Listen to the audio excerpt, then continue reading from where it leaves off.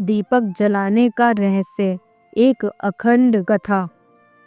सनातन परंपरा इतनी गहन और अद्भुत है कि इसका प्रत्येक कर्मकांड केवल आस्था पर आधारित नहीं है, बल्कि उसमें गूढ़ रहस्य, आध्यात्मिक ऊर्जा और ब्रह्मांडीय सत्य छिपा है।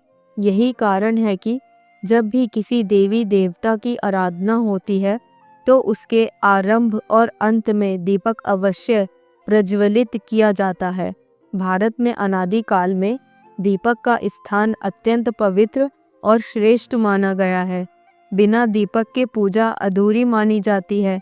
लेकिन क्या केवल एक मिट्टी या धातु के दीपक में तेल भरकर बाती जलाना ही पूजा का उद्देश्य है, या इसके पीछे कोई और कथा है जो मानव जीवन को दिशा देने वाली है?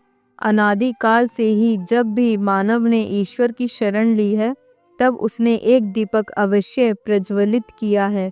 यह परंपरा इतनी पुरानी है कि स्वयं देवता भी इसे निभाते आए हैं। किंतु यह प्रश्न मनुष्य के मन में हमेशा उठता रहा कि आखिर इस छोटे से दीपक में ऐसा क्या है जो इसके बिना पूजा अधूरी मानी जाती है। इसी प्रश्न का उत्तर छिपा है इस अद्भुत कथा में, जो त्रेता युग के समय घटित हुई थी। तो आइए जानते हैं इस अद्भुत कथा के बारे में। उस समय धरती पर एक छोटा सा नगर था जिसका नाम था पावनपुरी। वहाँ एक साधु रहा करते थे जिनका नाम था रतन मुनि। रतन मुनि अत्यंत विद्वान, तपस्वी और धर्मनिष्ठ थे। वह प्रतिदिन घंटों ध्यान करते, मंत्रोच्चारण करते और ईश्वर की आराधना करते। किंतु उनकी पूजा में एक विशेषता थी, वह कभी दीपक नहीं जलाते थे।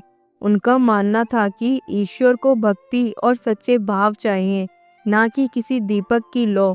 वह कहते, ज्योति तो सूरज भी देता है, चांद भी देता है, फिर यह छोटा सा दीपक क्या कर लेगा। नगरवासी उनके ज्ञान और तपस्या से प्रभावित थे, लेकिन मन ही मन कई लोग सोचते थे कि शायद उनकी पूजा में कुछ अधूरापन रह गया है।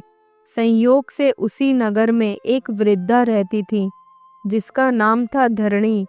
वह हर सुबह अपने घर के आंगन में एक छोटा सा मिट्टी का दीपक जलाती, फिर तुलसी की परिक्रमा करती। उसका मानना था कि जब तक दीपक ना जलाया जाए, तब तक भगवान उसके घर में प्रवेश नहीं करते। एक दिन धरणी ने रतन मुनि से कहा, बाबा, आपकी पूजा इतनी बड़ी है, मंत्र इतने गूढ़ हैं, लेकिन बिना दीपक जलाए यह सब अधूरा है। यह सुनकर रतन मुनि मुस्कुराए और बोले, माता, यह सब अंधविश्वास है। ईश्वर को दीपक की लौ से कोई फर्क नहीं पड़ता। जो भाव शुद्ध है वही सबसे बड़ा दीपक है।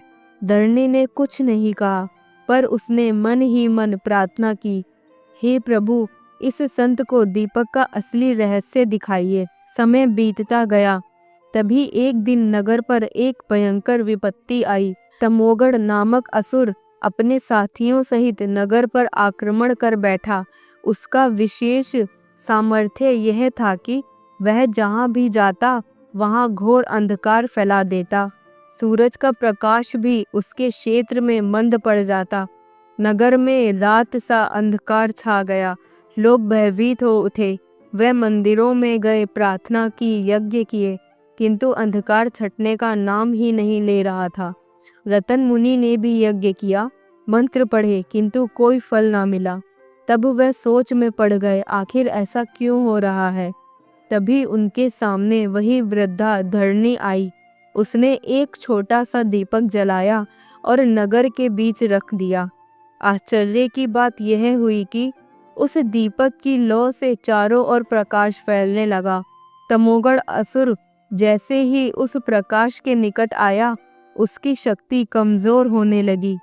वह पीछे हटने लगा। यह देख नगरवासी चकित रह गए। उन्होंने एक एक कर अपने घरों में दीपक जलाना शुरू किया। देखते ही देखते पूरे नगर में हजारों दीपक जगमगा उठे और असुर का अंधकार मिट गया। तमोगढ़ क्रोधित होकर गरजा, ये छोटे छोटे दीपक मेरी शक्ति को नष्ट कर रहे हैं, मैं इन्हें बुझा दूंगा। उसने आंधी चलाई, किंतु दीपक डगमगाए जरूर पर बुझे नहीं। हर दीपक मानो कह रहा हो, जब तक भक्ति जीवित है अंधकार जीत नहीं सकता।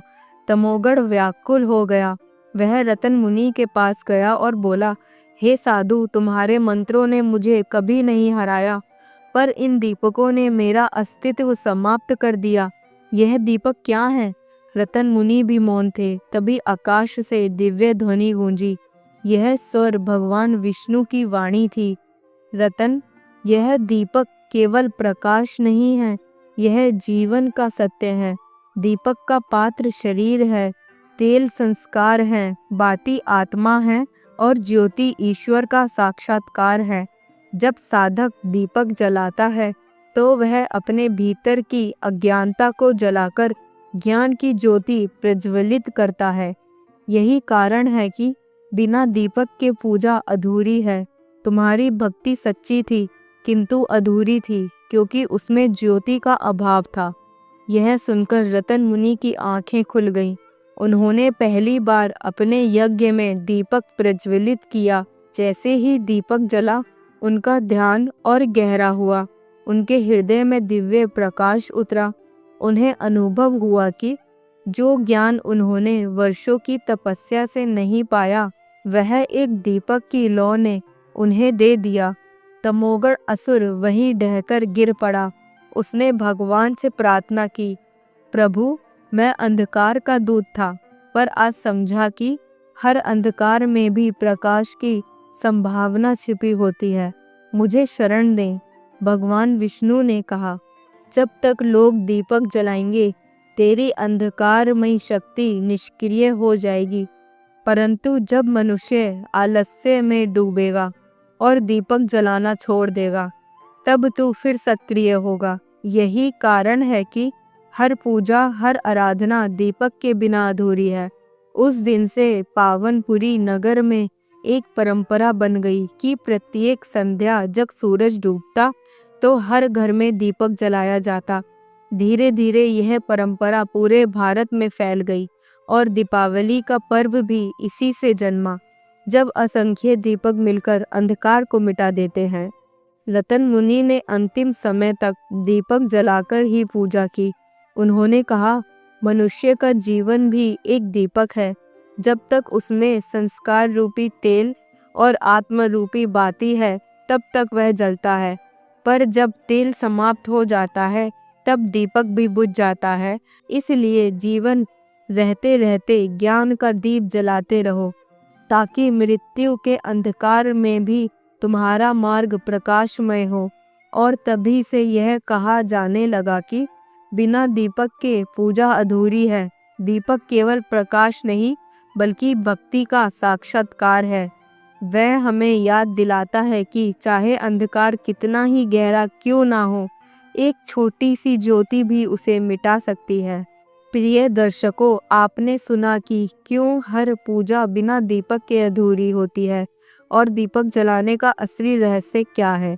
अब जब भी आप दीपक जलाएंगे तो समझिए कि आप केवल अंधकार दूर नहीं कर रहे, बल्कि अपने जीवन को भी अलौकिक कर रहे हैं। यदि यह कथा आपको ज़रा सी भी अच्छी लगी हो तो इसे औरों तक ज़रूर पहुंचाएं। कृपया इस वीडियो को लाइक करें, शेयर करें और हमारे चैनल भक्ति धारा कहानियाँ को सब्सक्राइब करें। आपकी एक छोटी सी क्लिक से हमारी भक्ति की यह धारा और अधिक लोगों तक पहुँचेगी। जय श्री हरि। हर हर महादेव।